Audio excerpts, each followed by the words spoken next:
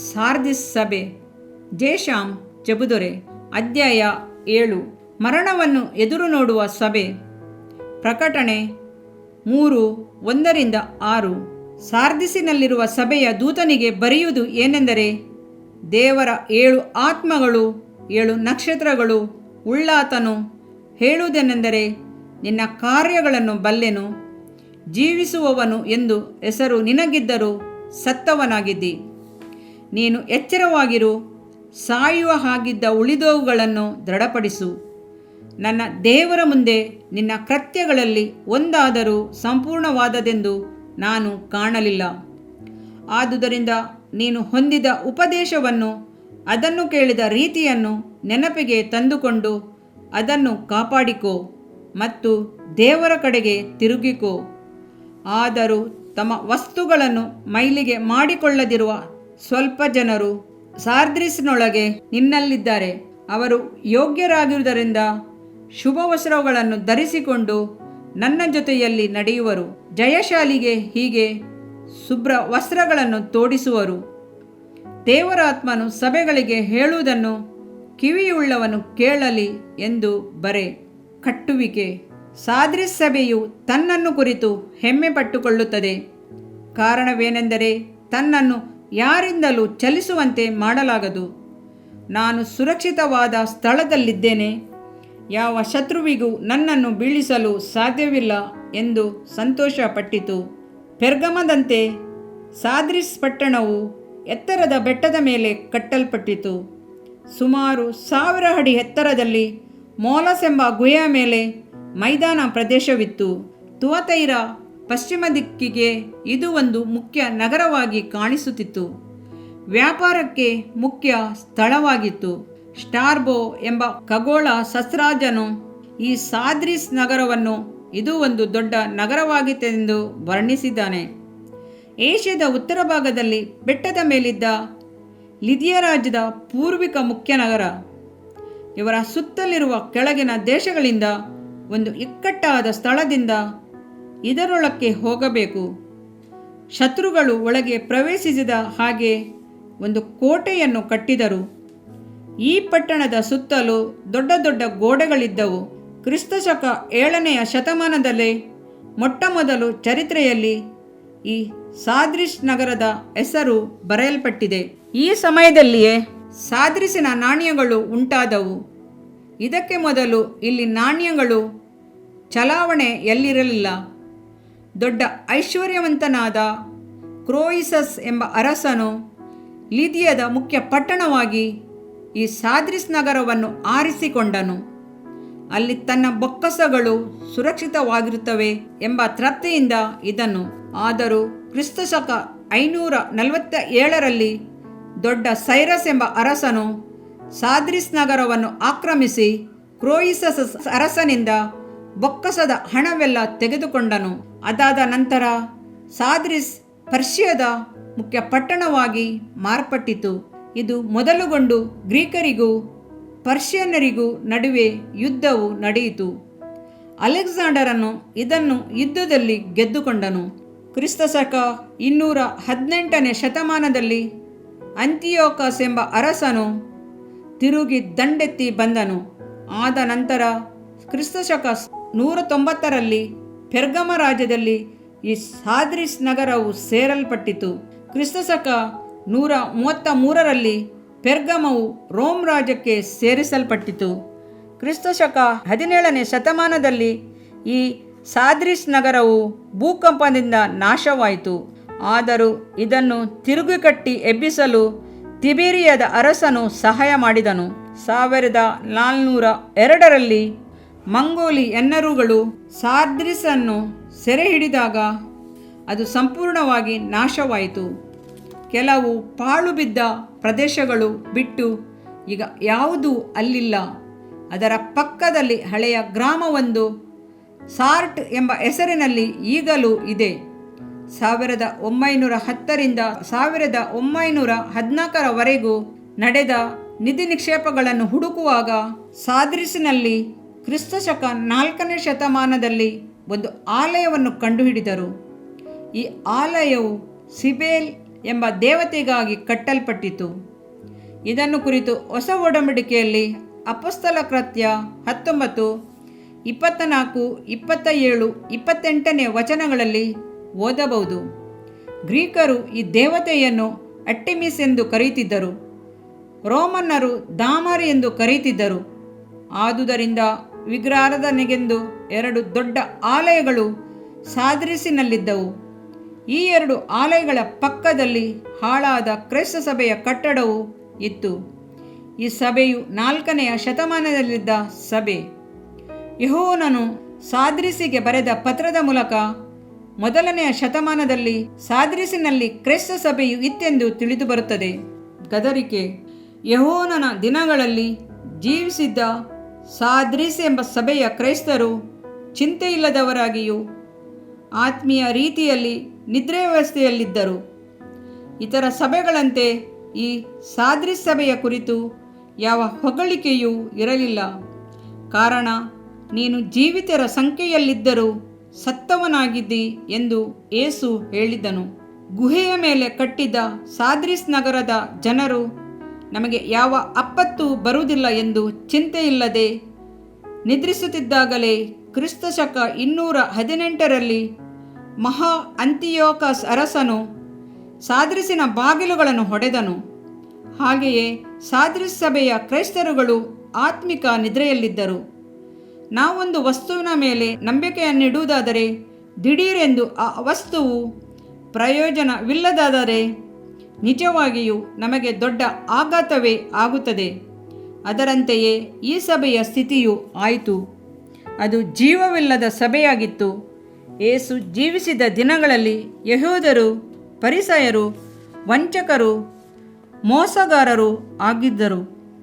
ಮೋಸ, ವಂಚನೆಯನ್ನು ಯೇಸು ಹಗೆ ಮಾಡಿದನು. ಅಂತರಂಗದಲ್ಲಿ ಪಾತಾಕಿಗಳಾಗಿದ್ದರು. ಭಕ್ತಿ ವೇಷವನ್ನು ಹಾಕಿಕೊಂಡು ಜನರ ಮುಂದೆ ಒಳ್ಳೆಯವರಂತೆ ನಟಿಸುತ್ತಿದ್ದರು. ಯೇಸು ಅವರನ್ನು ನೋಡಿ, ಅಯ್ಯೋ ಕಪಟಿಗಳಾದ ಶಾಸ್ತ್ರಿಗಳೇ, ಫರಿಸಾಯರೇ, ಪರಲೋಕ ರಾಜ್ಯದ ಬಾಗಿಲನ್ನು ಮನುಷ್ಯರ ಎದುರಿಗೆ ಮುಚ್ಚಿಬಿಡುತ್ತೀರಿ. ಮತ್ತಾಯ 23:13 ಎಂದು ಗದರಿಸುತ್ತಾನೆ. ಸಾದ್ರಿಸ್ ಸಭೆಯೂ ಸಹ ಹೀಗೆಯೇ ಇತ್ತು. ಸಭೆಯವರು ಸೊಗಸಾದ ಹಸಿರು ಹುಲ್ಲಿನ ಮೇಲೆ ಮಲಗಿರುತ್ತಿದ್ದರು. ಆದಿಯಲ್ಲಿ ಅವರು ಸತ್ಯವಂತರಾಗಿದ್ದರು. ಸೇವಕರು ಒಳ್ಳೆ ಉಪದೇಶಗಳನ್ನು ಕೊಟ್ಟು ಅವರನ್ನು ಕ್ರಿಸ್ತನ ಬಳಿಗೆ ನಡೆಸಿದರು. ದಿನಗಳು ಕಳೆದ ಹಾಗೆ ಅವರ ನಂಬಿಕೆಯು ಕಡಿಮೆಯಾಯಿತು. ಈಗ ಅವರು ದೇವರ ಕಡೆಗೆ ತಿರುಗಿಕೊಂಡು ಹಳೆಯ ಸ್ಥಿತಿಗೆ ಮರಳಿ ಹೋಗಬೇಕೆಂದು ಕ್ರಿಸ್ತನು ಬಯಸಿದನು. ನೀನು ಕೇಳಿ ಪಡೆದುಕೊಂಡ ರೀತಿಯನ್ನು ನೆನಪು ಮಾಡಿಕೊಂಡು ಅದನ್ನು ಕೈಕೊಂಡು ದೇವರ ಕಡೆಗೆ ತಿರುಗಿಕೋ. ನೀನು ಕೇಳಿ ಪಡೆದುಕೊಂಡಿದ್ದನ್ನು ದೃಢಪಡಿಸು ಎನ್ನುತ್ತಾನೆ. ಸಾದ್ರಿಸ್ ಸಭೆಯ ಸ್ಥಿತಿಯು ಬಹಳ ಮೋಸಕರವಾಗಿತ್ತು. ಆದರೆ ಅವರಲ್ಲಿ ಸ್ವಲ್ಪ ನಂಬಿಕೆಯೂ ಇತ್ತು. ಕ್ರಿಸ್ತನು ಪ್ರತಿಯೊಂದು ಆತ್ಮಗಳ ಮೇಲೆ ಗಮನವಿಡುತ್ತಾನೆ. ಪ್ರತಿಯೊಬ್ಬ ಮನುಷ್ಯನಿಗಾಗಿಯೂ ಪ್ರತಿ ಸಾರಿಯೂ ತಾನು ಸತ್ತಿರುವುದರಿಂದ ಎಲ್ಲರಿಗೋಸ್ಕರ ಪ್ರಾರ್ಥಿಸುತ್ತಾನೆ ಮತ್ತು ಪ್ರೀತಿಸುತ್ತಾನೆ. ಅನೀತಿವಂತರ ಮಧ್ಯದಲ್ಲಿದ್ದರೂ ತಮ್ಮ ವಸ್ತ್ರಗಳನ್ನು ಮೈಲಿಗೆ ಮಾಡಿಕೊಳ್ಳದ ಕೆಲವು ಜನರು ಸಾದ್ರಿಸಿನಲ್ಲಿದ್ದರು. ಮನಸ್ಸಾಂತರ ಪಡು ಎಂದು ಹೇಳುವಾಗ ಈಗಲೂ ಬದುಕಿಕೊಳ್ಳಲು ಅವಕಾಶವಿದೆ ಎಂದರ್ಥ. ಸಭೆಯವರೆಲ್ಲರೂ ಮನಸ್ಸಾಂತರ ಪಡಬೇಕೆಂದು ಯೇಸು ಬಯಸುತ್ತಾನೆ. ಜಯಶಾಲಿಗೆ ಹೀಗೆ ಶುಭ ವಸ್ತ್ರಗಳನ್ನು ಹೊದಿಸುವರು. ಜೀವಬಾಧರ ಪಟ್ಟಿಯಿಂದ ಅವನ ಹೆಸರನ್ನು ನಾನು ಅಳಿಸಿಬಿಡದೆ ಅವನು ನನ್ನವನೆಂದು ನನ್ನ ತಂದೆಯ ಮುಂದೆಯೂ ಆತನ ದೂತರ ಮುಂದೆಯೂ ಒಪ್ಪಿಕೊಳ್ಳುವೆನು. ಪ್ರಕಟಣೆ 3:5 ಎಂದನು. ಜಯ ಹೊಂದುವವನು ಎಂದರೆ ಸಾದ್ರಿಸ್ ಸಭೆಯಲ್ಲಿ ನಿದ್ರೆ ಮಾಡುತ್ತಿದ್ದವರು. ಎಚ್ಚರಗೊಳ್ಳುವುದರ ಕುರಿತು ತಿಳಿಸುತ್ತದೆ. ಆತ್ಮಿಕ ಜೀವಿತದಲ್ಲಿ ಎಚ್ಚರವಾಗಿ ಹಳೆಯ ವಿಶ್ವಾಸ ಜೀವಿತಕ್ಕೆ ಹಿಂತಿರುಗಿ ತನ್ನೊಂದಿಗೆ ಜೀವಿಸಬೇಕೆಂಬುದೇ ಯೇಸುವಿನ ಬಯಕೆಯಾಗಿದೆ. ಹಾಗೆ ಎಚ್ಚೆತ್ತುಕೊಳ್ಳದ ಪಕ್ಷದಲ್ಲಿ ಅವರ ಹೆಸರನ್ನು ಅಳಿಸಿ ಹಾಕುವ ಸ್ಥಿತಿಯು ಬರಬಹುದು. ಇದರಲ್ಲಿ ಯೇಸುವು ಜೀವ ಪುಸ್ತಕದ ಬಗ್ಗೆಯೂ ತಂದೆಯ ಮುಂದೆ ಅರಿಕೆ ಮಾಡುವುದರ ಕುರಿತು ಹೇಳುತ್ತಾನೆ. ತುವತೈರ ಸಭೆಯನ್ನು ಕುರಿತು ಪರೀಕ್ಷಿಸುವಾಗಲೇ ನ್ಯಾಯ ತೀರ್ಪಿನ ಬಗ್ಗೆಯೂ ನಾವು ತಿಳಿಯುತ್ತೇವೆ. ಈಗ ಸಾರ್ದಿಸ್ ಸಭೆಯಲ್ಲಿಯೂ ಯೇಸು ನ್ಯಾಯ ತೀರ್ಪನ್ನು ಕುರಿತು ಮಾತನಾಡುತ್ತಾನೆ. ಅದೇ ಯೇಸುವಿನ ಬರೋಣಕ್ಕೆ ಮುಂಚೆ ನಡೆಯುವ ನ್ಯಾಯ ವಿಚಾರಣೆಯ ತೀರ್ಪು ಆಗುವುದು. ಈ ನ್ಯಾಯ ತೀರ್ಪು ದಾನಿಯೇಲನ ಪುಸ್ತಕದ 7ನೇ ಅಧ್ಯಾಯದಲ್ಲಿ ಹೇಳಲ್ಪಟ್ಟಿದೆ. ನಾನು ನೋಡುತ್ತಿದ್ದ ಹಾಗೆ ನ್ಯಾಯಾಸನಗಳು ಹಾಕಲ್ಪಟ್ಟವು. ವೃದ್ಧನೊಬ್ಬನು ಆಸೀನನಾದನು. ಆತನ ಉಡುಪು ಹಿಮದಂತೆ ಶುಭ್ರವಾಗಿತ್ತು. ನ್ಯಾಯ ಸಭೆಯವರು ಕೂತುಕೊಂಡರು. ಪುಸ್ತಕಗಳು ತೆರೆಯಲ್ಪಟ್ಟವು. ದಾನಿಯೇಲನ 7:9-10. ಕ್ರೈಸ್ತರು ಇತರ ಎಲ್ಲ ಜನರು ನ್ಯಾಯ ತೀರ್ಪಿಗೆ ಒಳಗಾಗುವರು ಎಂದು ಈ ವಾಕ್ಯವು ದೃಢಪಡಿಸುತ್ತದೆ.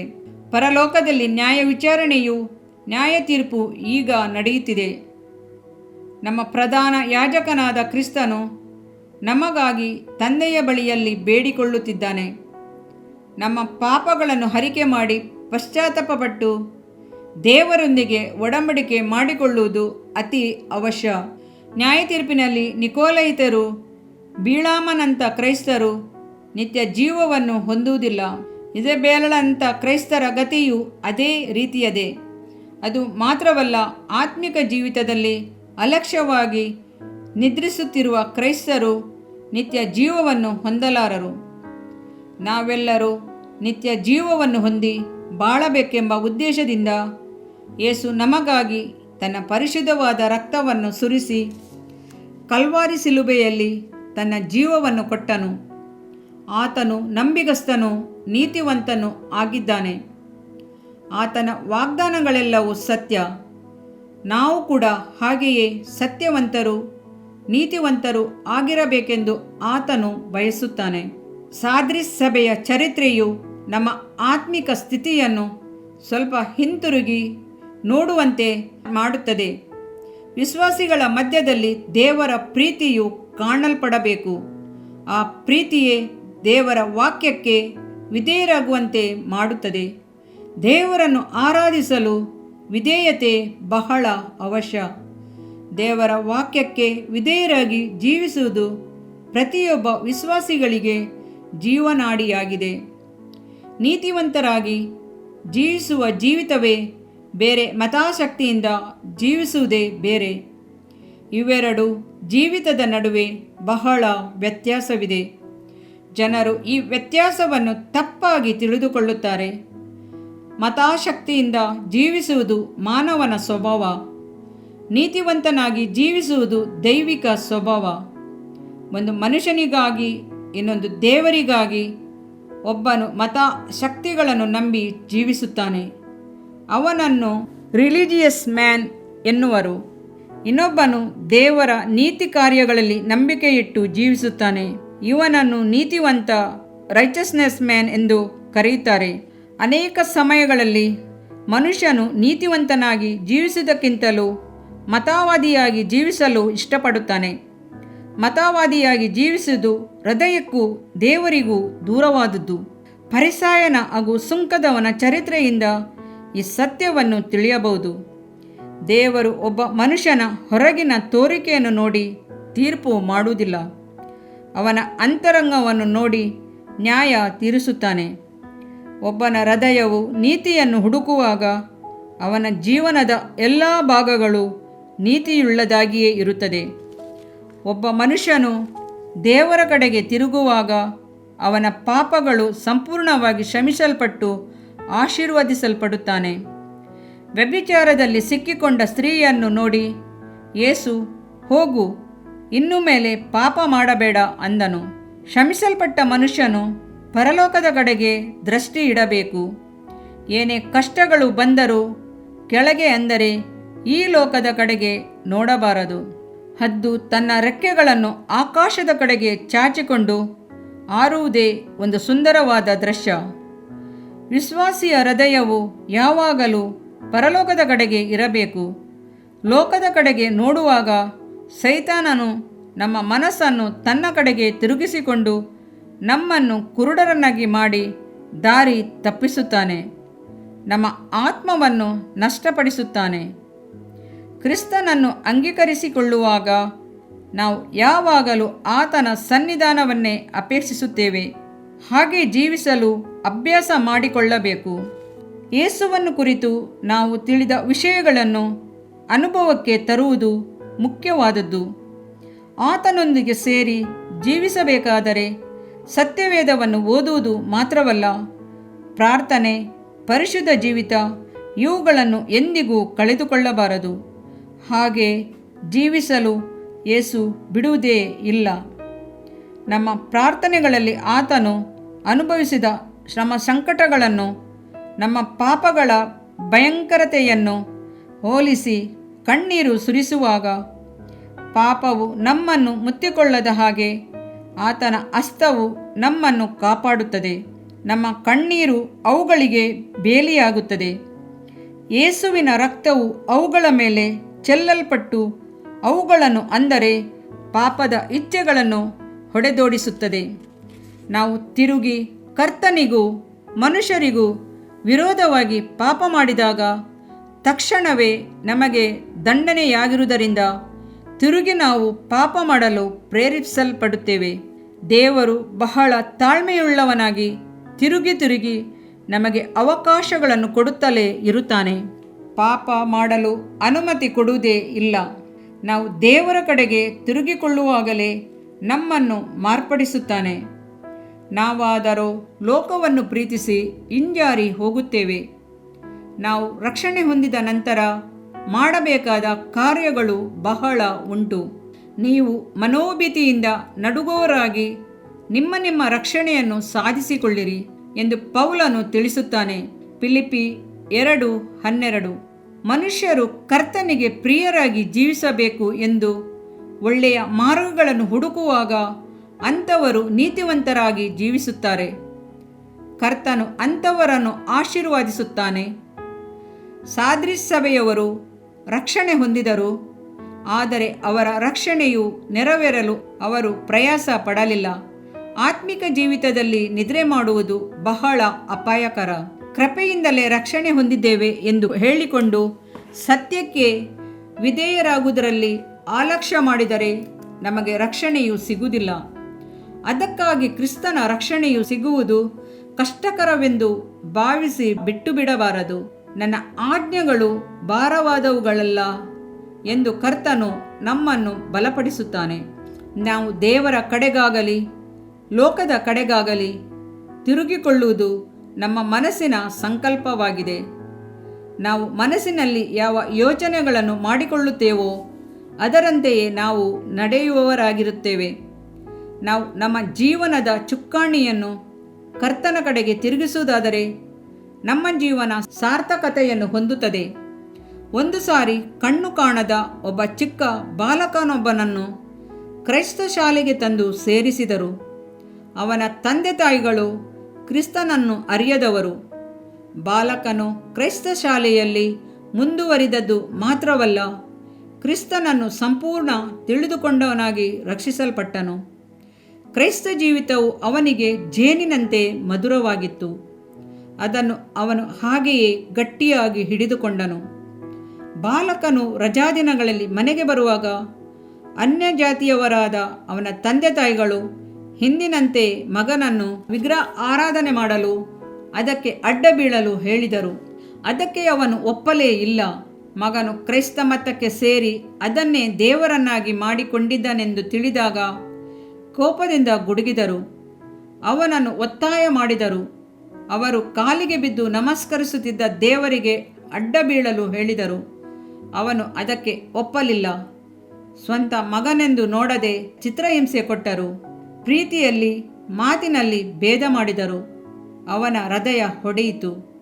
ಅವನಾದರೂ ಕೊನೆಯ ತನಕ ಕರ್ತನೇ ದೇವರೆಂದು ಸಾಕ್ಷಿ ಕೊಟ್ಟನು. ಅವನನ್ನು ದ್ವೇಷಿಸಿ ಮನೆಯಿಂದ ಹೊರಗೆ ತಳ್ಳಿದರು. ತಿರುಗಿ ಅವನನ್ನು ಕ್ರೈಸ್ತ ಶಾಲೆಗೆ ತಳ್ಳಿಬಿಟ್ಟರು. ಇನ್ನೂ ಅವನು ನಮಗೆ ಬೇಡವೆಂದು ಹೇಳಿ ಹೊರಟು ಹೋದರು. ಅವನು ಮಾತ್ರ ಯಾವ ಪರಿಸ್ಥಿತಿಯಲ್ಲಿಯೂ ಯೇಸುವನ್ನು ಬಿಡಲಿಲ್ಲ. ಅವನು ತಿಳಿದುಕೊಂಡ ಸತ್ಯದಿಂದ ಹಿಂತೆಗೆಲೇ ಇಲ್ಲ. ನಮ್ಮ ಸ್ಥಿತಿ ಏನು? ನೀನು ಎಚ್ಚೆತ್ತುಕೋ. ಪ್ರಕಟಣೆ 3:2. ನಿಮ್ಮ ಯೋಚನೆಯು ಅರಳಲಿ. ಸಾದ್ರಿ ಸಭೆಯಲ್ಲಿಯೂ ನಿಜವಾದ ಸತ್ಯವು ತಿರಸ್ಕರಿಸಲ್ಪಟ್ಟು ಸತ್ತು ಹೋದ ಹೆಸರಿನ ಕ್ರೈಸ್ತರಾಗಿ ಆತ್ಮಿಕ ಜೀವಿತದಲ್ಲಿ ನಿದ್ರೆ ಮಾಡುವರಾಗಿದ್ದರು.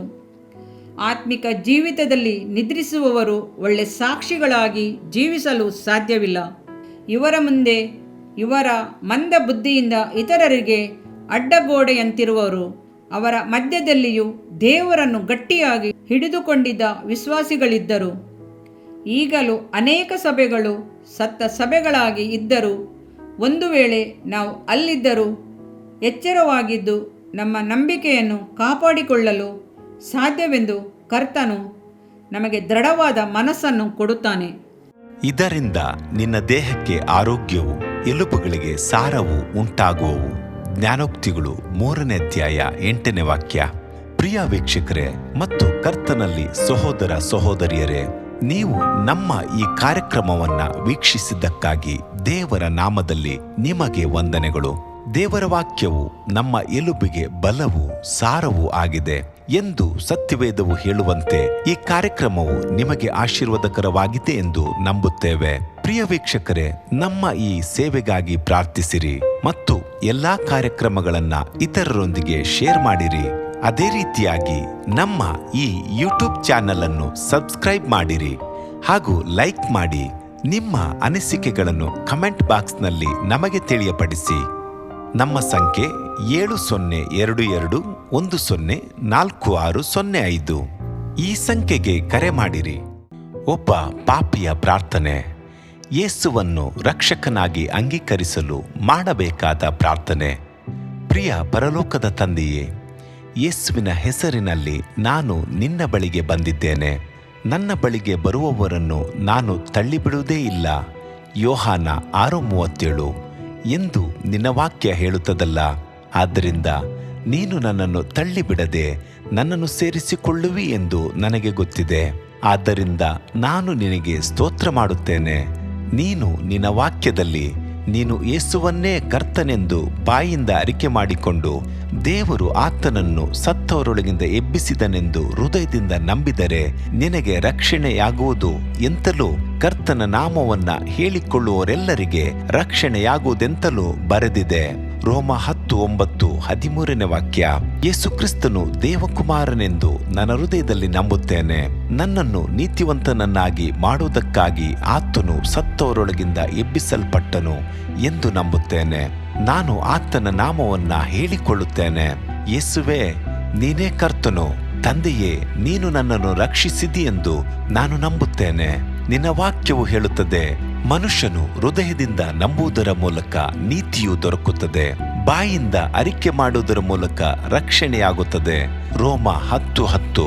ನಾನೀಗ ನನ್ನ ಹೃದಯದಲ್ಲಿ ನಂಬುತ್ತೇನೆ ಹಾಗೂ ಯೇಸುವೇ ನನ್ನ ಕರ್ತನೆಂದು ಅರಿಕೆ ಮಾಡುತ್ತೇನೆ. ಆದುದರಿಂದ ನಾನೀಗ ರಕ್ಷಣೆ ಹೊಂದಿದ್ದೇನೆ. ಅಪ್ಪಾ ತಂದೆಯೇ, ನಿನಗೆ ಸ್ತೋತ್ರ. ಲೂಕನು ಬರೆದ ಸುವಾರ್ತೆ 11ನೇ ಅಧ್ಯಾಯದಲ್ಲಿ ಬರೆದಿರುವಂತೆ, ನಿಮ್ಮಲ್ಲಿ ತಂದೆಯಾದವನು ಮೀನನ್ನು ಕೇಳುವ ಮಗನಿಗೆ ಮೀನು ಕೊಡದೆ ಹಾವನ್ನು ಕೊಡುವನೆ? ಅಥವಾ ತತ್ತಿಯನ್ನು ಕೇಳಿದರೆ ಚೇಳನ್ನು ಕೊಡುವನೆ? ಹಾಗಾದರೆ ಕೆಟ್ಟವರಾದ ನೀವು ನಿಮ್ಮ ಮಕ್ಕಳಿಗೆ ಒಳ್ಳೆ ಪದಾರ್ಥಗಳನ್ನ ಕೊಡಬಲ್ಲವರಾದರೆ ಪರಲೋಕದಲ್ಲಿರುವ ನಿಮ್ಮ ತಂದೆಯು ತನ್ನನ್ನು ಬೇಡಿಕೊಳ್ಳುವವರಿಗೆ ಎಷ್ಟೋ ಹೆಚ್ಚಾಗಿ ಪವಿತ್ರಾತ್ಮ ವರವನ್ನ ಕೊಡುವವನಲ್ಲವೇ ಅಂದನು. ತಂದೆಯೇ, ನೀನು ಕೇಳಿಕೊಳ್ಳುವವರಿಗೆ ಪವಿತ್ರಾತ್ಮನ ವರವನ್ನು ಹೇರಳವಾಗಿ ಕೊಡುವಾತನಾಗಿದ್ದಿ. ಆದ್ದರಿಂದ ನನ್ನ ಮೇಲೆಯೂ ನಿನ್ನ ಆತ್ಮನನ್ನು ಸುರಿಸಬೇಕಾಗಿ ಬೇಡಿಕೊಳ್ಳುತ್ತೇನೆ. ಕೀರ್ತನೆ 81:10 ಬರೆದಿದೆ, ಅಗಲವಾಗಿ ಬಾಯಿದೆರೆಯಿರಿ, ಅದನ್ನು ತುಂಬಿಸುವೆನು. ಕರ್ತನೇ, ನನ್ನನ್ನು ಪವಿತ್ರಾತ್ಮನಿಂದ ತುಂಬಿದಂತ ನೀನು ನನ್ನನ್ನು ಅನ್ಯ ಭಾಷೆಯ ವರದಿಂದಲೂ ತುಂಬುವವನಾಗಿದ್ದಿ ಎಂದು ನಂಬುತ್ತೇನೆ. ಅದರಂತೆ ನಾನು ನನ್ನ ಬಾಯಿಯನ್ನು ತೆರೆದು ನಿನ್ನ ಸ್ತೋತ್ರ ಮಾಡುವಾಗ ಅನ್ಯ ಭಾಷೆಯ ಅಭಿಷೇಕದಿಂದ ನನ್ನನ್ನು ತುಂಬುವವನಾಗಿದ್ದಿ ಎಂದು ನಂಬುತ್ತೇನೆ. ಈಗ ನೀವು ನಿಮ್ಮ ಬಾಯಿಯನ್ನು ತೆರೆದು ಮಾತನಾಡುವಾಗ ಪವಿತ್ರಾತ್ಮನು ನಿಮ್ಮ ಬಾಯಿಯನ್ನು ತನ್ನ ಭಾಷೆಯಿಂದ ತುಂಬುವವನಾಗಿದ್ದಾನೆ. ಇದು ದೇವರ ಭಾಷೆಯಾಗಿದೆ. ಈ ಅಭಿಷೇಕವನ್ನ ಹೊಂದಿಕೊಳ್ಳಲು ನೀವು ನಿಮ್ಮ ಸ್ವರವನ್ನ ಉಪಯೋಗಿಸಬೇಕು. ಅದರಿಂದ ನೀವು ನಿಮ್ಮ ಬಾಯನ್ನು ತೆರೆದು ದೇವರಿಗೆ ಸ್ತೋತ್ರ ಮಾಡುವಾಗ ದೇವರು ನಿಮ್ಮನ್ನು ಅನ್ಯ ಭಾಷೆಯ ವರದಿಂದ ತುಂಬುವವನಾಗಿದ್ದಾನೆ. ಪ್ರಿಯರೇ, ಈಗ ನೀವು ಪವಿತ್ರಾತ್ಮನಿಂದ ತುಂಬಲ್ಪಟ್ಟ ಆತನ ಪ್ರಿಯ ಮಕ್ಕಳಾಗಿದ್ದೀರಿ. ದೇವರ ನಾಮಕ್ಕೆ ಸ್ತೋತ್ರವಾಗಲಿ.